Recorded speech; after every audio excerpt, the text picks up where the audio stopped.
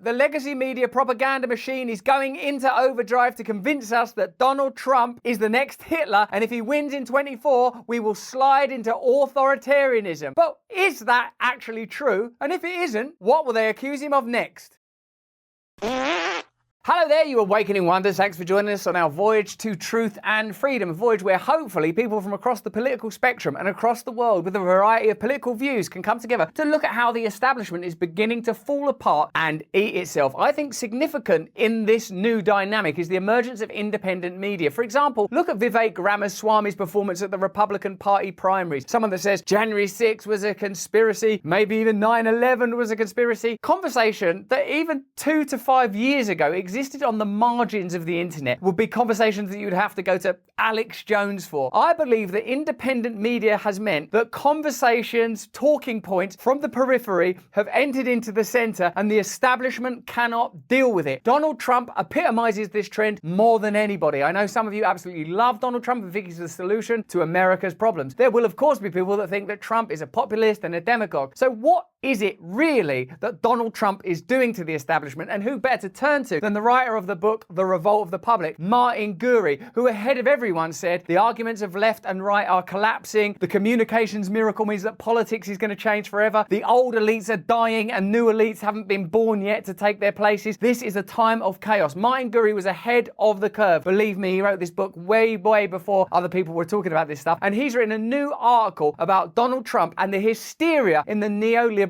establishment. We want to look at the rise of populism across the world. We want to look at the rise of independent media. We want to look at the situation where someone like Conor McGregor could stand for president in Ireland. We are looking at a world where the establishment can no longer maintain control over the minds of the public. The more Donald Trump is indicted, the more popular he gets. People hate the establishment so much that we are going to see resurgent populist movements and figures across the world. It's been happening probably since 2008, but it's reaching a critical tipping point now. And extraordinarily, Donald Trump is still at the forefront of it. Firstly, let's have a look at the legacy media, hysterically claiming that Trump is like Hitler, Trump is like Putin, Trump is like Mussolini, Trump is like Mao. He will exile people, he will execute people. And is there a real argument for that? And if there isn't a real argument, why are they doing it? Overnight during a taped town hall in Iowa, former President Trump mocking questions about turning the presidency into a dictatorship. He says, "You're not going to be a dictator, are you?" I said, no, other than day one. We're closing the border and we're drilling. After that, I'm not a dictator, okay? The Biden campaign quick to respond, writing in a statement, quote, Donald Trump has been telling us exactly what he will do if he's reelected, and tonight he said he will be a dictator on day one. That, in a sense, tells you what the entire problem is. Donald Trump is joking, he's mucking around, he's personable. The Biden-Harris administration are pious and they're at a loss, and perhaps more significant than their piety and their inability to communicate effectively with the public that they have left behind and they have abandoned, is the fact that it is their policy, it's their lack of regard for ordinary Americans. It's the fact that for a long time now, many of us have suspected that the political class don't work for ordinary Americans or ordinary British people, but for the corporate interests who essentially make large donations, who they own stocks and shares in, who lobby them in Congress. People have worked out what the game is now, and rhetoric like that doesn't work. Someone like Donald Trump has been, and I'm pretty late to this party, refreshing because, as Dave Chappelle first pointed out, he said, I know the system is rigged because I use it. I said, God damn. And then he said, if you want me to pay my taxes, then change the tax code. But I know you won't, because your friends and your donors enjoy the same tax breaks that I do. Bill Burr also hit the nail on the head when he says that liberal hysteria is continuing to fuel the Trump phenomena. Liberals are so stupid the way that they handle Trump. What do you mean? You should shut up. You think he'd go away if You know what I think he was? I think he was a one-hit wonder. Right? He wrote The Twist. And then that was it. He was on the casino circuit, and then you idiot liberals wrote him Twist again when you indicted him. And now he's a martyr. And now he's coming back, Jimmy. The peppermint twist is back. He's coming back. It's going to be great for comedy. In addition to the fact, and I would say this is an important addition, that they are unwilling to alter their policies that ultimately allow them to service elite interests rather than democratically serve ordinary Americans. We all know now that the Democrat Party works for the military-industrial complex, works for Big Pharma, in cahoots with legacy media, that the deep state is penetrating social media, that they're unable to go, do you know what? you'll be better off if you voted for our party, because we will ensure investment in American infrastructure, less foreign wars, we'll curtail corruption in Congress, we'll ban policies of donation and lobbying, because they will never do that. As you can see within the Democrat Party establishment, Bernie Sanders, no thank you. What we're witnessing now is the end, I believe, of a certain type of democracy. We are moving towards authoritarianism, but not the kind of populist demagoguery that they believe Trump represents, but a kind of autocratic, technocratic, digital, technological dictatorship where the establishment claims that it's protecting you and the vulnerable, but ultimately it is restricting freedom. And I could point to many, many surveillance laws, like the laws that were introduced after 9/11 but haven't been rescinded, and many, many new censorship laws, not only in the United States but across the world, that point to this, as well as the ongoing empowerment of globalist and corporate interests that are inaccessible to ordinary democratic process. That's the real problem, I believe. You've said we're sort of sleepwalking into dictatorship in the United States. Dictatorship. Is that what we would have if we re-elect Donald Trump?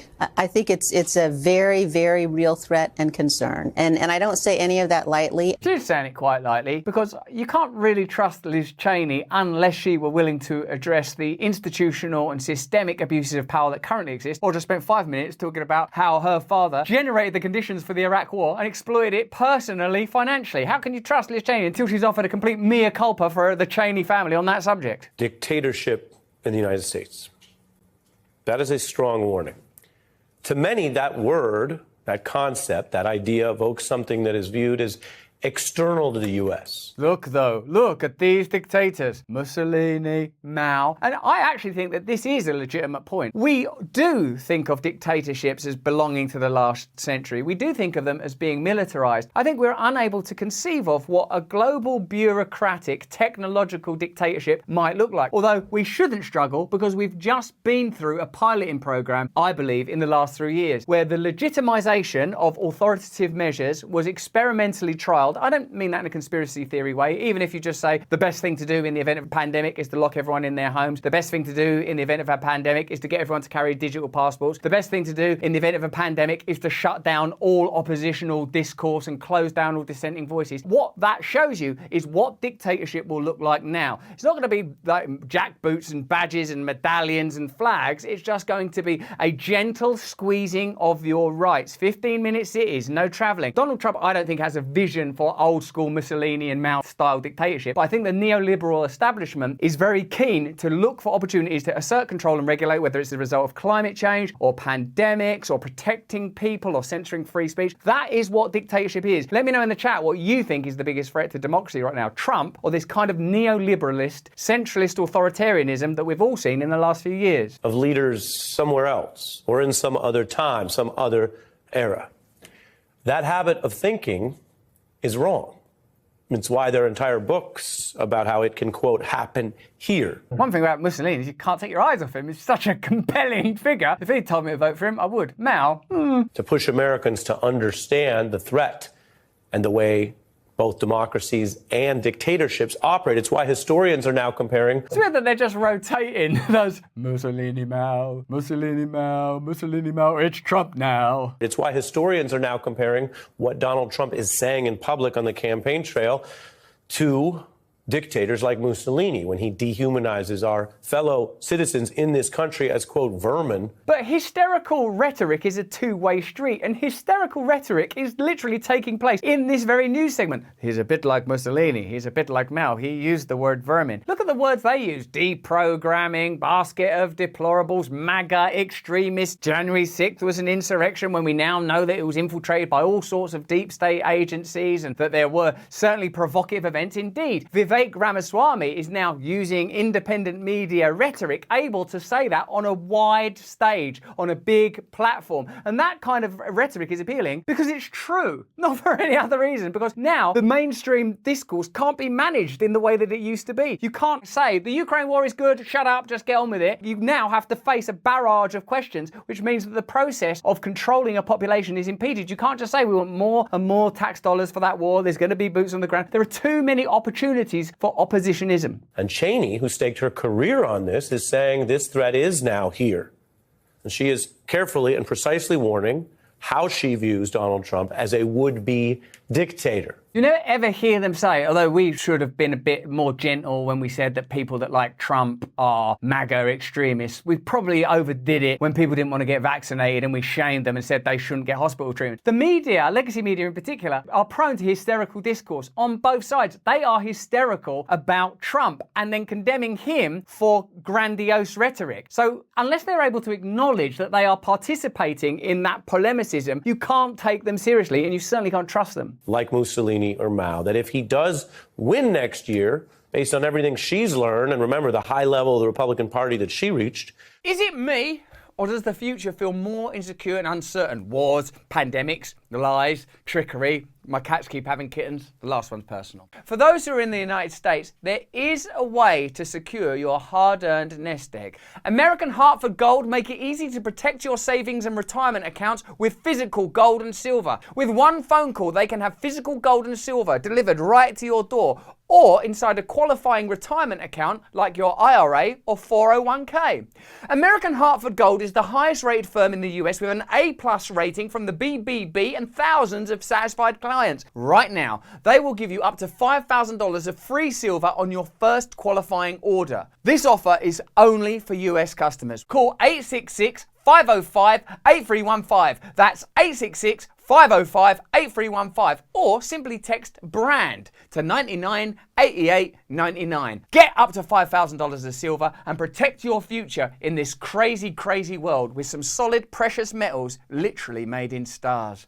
She is now certain, based on the evidence, he would try to then stay in power forever. Forever. One of the problems with the idea of saying he's got to stay in power forever is forever is quite a long time, and Donald Trump is relatively elderly. It's like, at worst, going to be about 10 years. Do you believe if Donald Trump were elected next year that he would try to stay in office beyond a second term? That he would never leave office? There's no question. Never leave office. They're actually defying the laws of physics. So they're comparing him to Mussolini and Mao and Putin and Hitler and sort of Jesus. Like, he's not going to die. He lives forever. He will continue to abide, like literal Mephistopheles. Like, that is hysterical when you're actually building miracles into your propaganda campaign. He could have an army of 5,000 MAGA extremists. He could feed them every day just using 2 fish and loaves, I believe. You're making him sound too much like Jesus. I know, that's the nickname we give him. You realize Jesus is pretty popular. Ah, damn it, we've done it again. Why don't we bomb Iraq and give all of the energy deals to Halliburton? That's my girl. I firmly believe, knowing Donald Trump, that if you said to Donald Trump, Mr. Trump, in order to become Putin, in order to stay in office forever, in order to loot this country, you have to do X, he is capable of doing wherever your mind can take you for X. 1,000%. I mean, that's extremism. Wherever your mind can take you, the limits of your imagination. Wherever you can imagine, Trump is capable of doing that. And the response, 1,000%. You can't get 1,000%. We all know that. Absolutely. Michael Cohen said it. You know, he is an autocrat. In his mind, he wants to be president. I want to stop using autocrat. I want to start using the word fascist. Yeah, he's a fascist. What kind of pre-show conversation do you think they have before they do this? Is it like, let's just say the maddest, wildest things we can about Donald Trump? Whatever you can imagine, he'll do that. 1,000%. He's a fascist. Yeah, he's a fascist. Worse than Hitler. Well, in a way, yeah. I mean, like, there's nothing that they're going, look, I don't know if he's as bad as that. And of course, you have to recognize that people are pretty disenchanted with contemporary politics anyway because of the many pledges Biden made on the campaign trail and then didn't fulfill. And of course, Barack Obama, we all felt very optimistic about him, and then he sort of yielded to the banks after the financial crash. And I think people feel generally now like maybe this is a time where America doesn't have to have that international role, getting engaged in wars and all that kind of stuff. Perhaps this is a time where we have to look at the technology and where we are, our trajectory as a species, and make some real changes, and not changes that always seem to be beneficial to the elites and punitive to ordinary people, but maybe the other way around. Maybe we have to have a radical look at America and giving people as much power as possible, decentralized power, you know, use the federalism that America was built upon to empower individual states. Yeah, we could do that, or we could say that Trump's like an evil Jesus. Hitler Jesus? Yeah, Hitler Jesus, that's right. Tendencies, many tendencies like Adolf Hitler. Yeah. I said it, throw me off the air. Okay, so whether you like Trump or you don't like Trump, The fact is, he has a form of communication that many people like, and I can understand why. He's amusing. He has already been president, and he did leave office. He's complained about it, but the Democrats complained about it when they left office as well. Russiagate, P-gate, all of that stuff. So what's Trump doing that's so bad? And why are the neoliberal establishment media condemning Trump with such fierce rhetoric and not acknowledging their own failings? This is an article by Martin Gurri, who probably more than any author I think about when I'm trying to understand the dynamics of contemporary politics and how it relates to technology and communications as opposed to ideology and how those things are in a sense inextricably linked. Let's get into it. A giant landfill of words has been dumped out on the subject of Donald Trump. I hate to add to the pile, but I feel I must. Unlike most participants in this industrial disaster though, I have no wish to either praise Trump or to bury him. What I want is clarity. The word most often associated with Trump is authoritarian. From the New York Times, Atlantic and Economist to The Guardian, Vanity Fair and Politico, we are told with ritual repetition that Trump is the second coming of Hitler or Mussolini, an aspiring dictator eager to herd his opponents into the great American gulag. That, I feel, is in order to not address domestic issues within their own organisations, within our own institutions and systems, they are just amplifying the external threat, in this case Donald Trump, rather than having a reckoning about the state of democracy, the economic crisis, the energy crisis, the increasing demand for censorship. All of these things are legitimised and certainly of secondary importance, the emergency of some sort of, well, antichrist. He's being portrayed as a kind of antichrist, which is an oddly religious idea for a materialist and secular culture. Naturally, people panic. I want to calm them down. This guy is writing this like an adult. Look, calm down. You're being actually a bit stupid. He's not Hitler. He's not going to live forever. He's old. Martin Gurri is operating on a higher level than the rest of us. Look, using as few words as possible, I'm going to show that the combination of Trump and authoritarianism is an impossibility. So you'll be able to just shut up about that. What's an authoritarian anyway? The word is squishy. It can mean someone who likes to have his own way or someone who compels you to do things his way. Since we're dealing with extreme emotions, I'm going with a hardline definition. An authoritarian, let's say, is an actual or would-be dictator. Right, thanks Martin. If you expect to become an authoritarian, you have to wield absolute control over a key institution of government,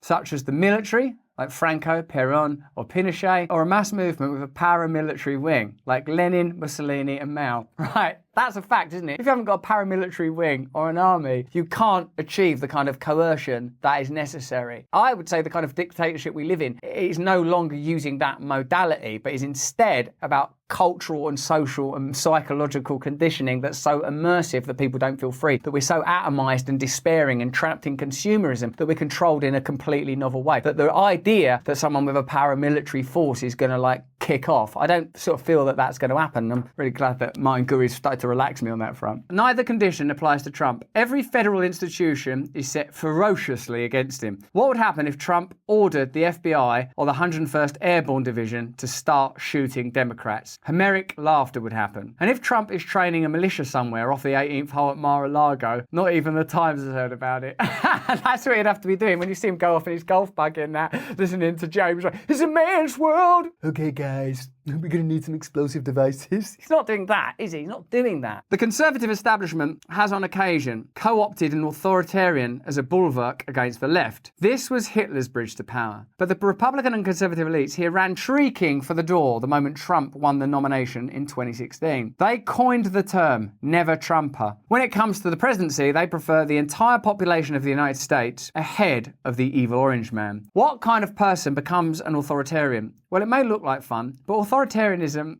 is really hard work. It's exhausting. Imagine like Mao and Stalin and Hitler, though they do say Hitler used to get up late, don't they? It must be absolutely knackering to be an authoritarian. Trump's not on that tip at all, is he? You need to be in the prime of life, in your 30s or 40s. Lenin, Stalin, Mussolini, Hitler, Franco, Mao, Castro. Very rarely an exceptional person, such as Caesar, is granted literal dictatorship. The Romans invented the whole idea in his early 50s. In a clear case of ageism, however, no septuagenarian has ever been offered the job. The authoritarian personality favours clever manipulations and conspiracies. Best in class was Stalin, who held the purely administrative job of first party secretary, but seized total power by seeding loyalists everywhere. Trump, who was a builder of buildings, a task with a beginning and an end, can scarcely think ahead from breakfast to lunch.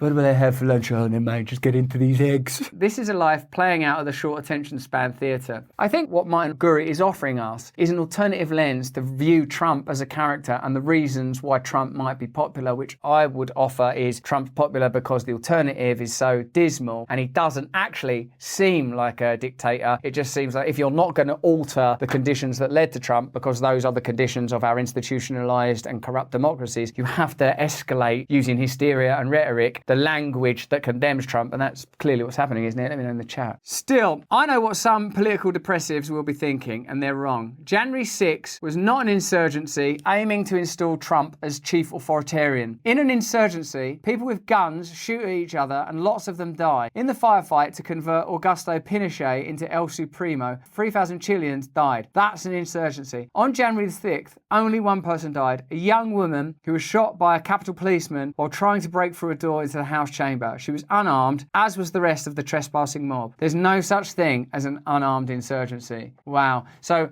in all of the distance between what happened that day and how it's been reported, I think is the real problem. The real problem is not that there was an insurrection on January the 6th or that Trump is like Hitler. The real problem is that protests have to be amplified in order to shut down dissent, and political opponents who are idiosyncratic and unusual have to be amplified into total malfeasance in order to preserve institutional corruption, deep institutional corruption that precedes Biden but will carry on with Biden, that preceded Obama but continued with Obama, that was present and prevalent in the W. Bush era and has probably been going on for quite a while. Maybe it started with Reagan, perhaps it's always been present. Some of the financial changes that took place under Clinton, people say are hugely significant in losing the ability to regulate the financial industry. Maybe it was the New Deal was the last time there was sort of good faith governance of America. I don't know enough about your country's politics to say, but what seems clear is that at some point there was a sort of a slide towards centralized authoritarianism and technocracy within American government. It became corrupt and totally co-opted by financial interests, and they're not willing to change that because why would they? And so in order to just preserve it, they'll say anything to keep it together. At this point even, the problem's gone beyond Trump because now you have populists like Bobby Kennedy and Vivek Ramaswamy, and they can't be kept down forever. Like now, what Bobby Kennedy, vaccines. All right, Vivek Ramaswamy, also a Nazi. What else can I say to reassure the fretful? I like Martin Gurri's tone. It's like a game he's doing, like, you idiots, you know this isn't a dictatorship, shut up. So talking to them like they're children. Shall we talk about the Trump rhetoric? To borrow a phrase from Hillary Clinton, Trump should be sent to a re-education camp run by Miss Manners, no question about it. But we're talking about authoritarianism here. Now, both as a kid in Cuba and in my professional life, I had the pleasure of sitting through entire Fidel Castro speeches. I mean, I served freedom by deciphering every cough and mumble that bearded authoritarian could utter in a 4-hour tirade. And say what you will about Trump's rhetoric, you can be sure of this, he's no Fidel Castro. Martin Gurri is what you might call an old school advocate for liberal democracy. He is not a communist and he is not a populist. I think he's a moderate, and that's what makes him, I think, such a valuable contribution to our conversation. You won't hurt Trump by calling him an authoritarian. He's like one of those bull elephant seals covered with hide, inches thick and full of scars. Authoritarianism won't even reach his sensory apparatus. It's just like something getting murmured outside of a space helmet. But tens of millions of Americans voted for the man. If you insist that Trump is an authoritarian, if you continue to maintain that he's the greatest threat ever to our democracy, then you're portraying these voters as goose-stepping bigots, and you know full well that they're not. They're your family, friends, and neighbours. People in those categories may not be as reliably helpful as, say, a good dog, but only rarely are they involved in overthrowing constitutional norms. What he's pointing out is the hysterical language became so deracinated, uprooted and untethered from reality that we were invited to accept that 71 million people had gone crazy. And I think all sides of these current political conversations have to acknowledge that it's no longer a left versus right argument that we're having, but a deep suspicion of the way that our institutions are operating, with one side saying if it was to fall in the hands of Trump, he'll ruin it forever. And the other side saying, but things are already ruinous for us. We feel the contempt of elites in our everyday lives. We are unsatisfied. The only solution, it seems to me, is already stitched into the fabric of American political life. Decentralized power, as little state interventionism as possible, have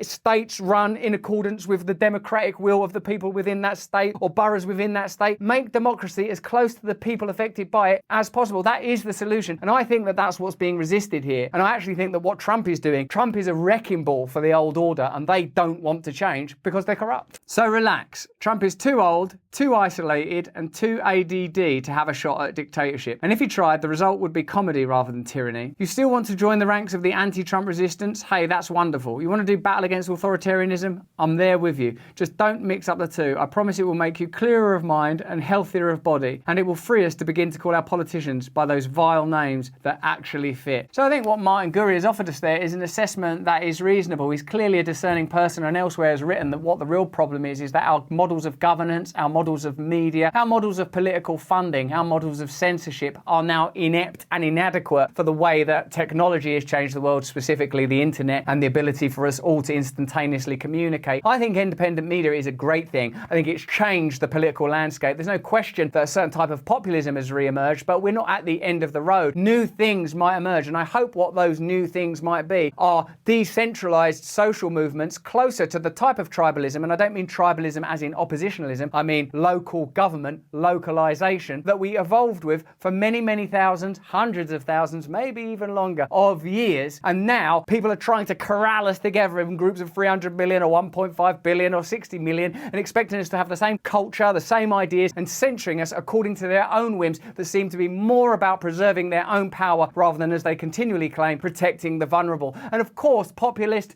nationalist figures are cropping up all over the world because deep down inside us, we don't trust the government anymore. We're right not to. We don't trust the legacy media anymore. We're right not to. And no one's giving us any reasonable alternative. So we'll take whatever alternative we can, particularly if they're funny and good at communicating in public. But that's just what I think. Why don't you let me know what you think in the chat? Remember, we stream every day at these times. Join us there if you can. More important than that, though, if you can, please stay free. Hey, thanks for watching. If you want to see more uncensored content where free speech can flourish, join our live stream. Click the link right here to watch the next video if you want to, or become a member of a growing movement. Download the Rumble app and you'll be informed every time we make a new piece of content. Stay free.